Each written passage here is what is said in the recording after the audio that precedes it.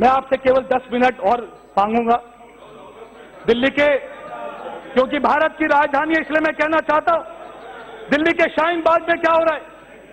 आज वहां पे सीए का प्रोटेस्ट नहीं हो रहा।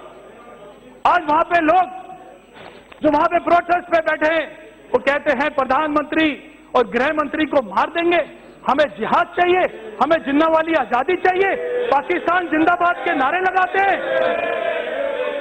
वहां पर कह रहे हैं कि असम को इस देश से अलग कर देंगे, कश्मीर को देश से अलग कर देंगे। ये मैं बताना चाहता हूं इस देश को, ये राजीव फिरोज खान की सरकार नहीं है, ये नरेंद्र मोदी की सरकार है। हम सीए को कभी वापस नहीं लेंगे, ये हमारी देश की अखंडता का प्रश्न है।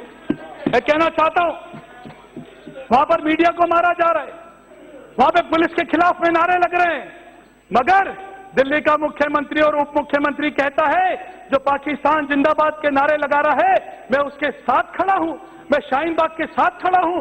जब मैं शाहीन बाग के खिलाफ बोलता हूं तो मेरे ऊपर में रिपोर्ट करते हैं, मेरे ऊपर को बैन कर देते हैं। मैं शाहीन बाग के खिलाफ हूं, मगर वो लोग शाहीन बाग के समर्थन में खड़े हैं, ये दिल्ली की जनता तय करेगी।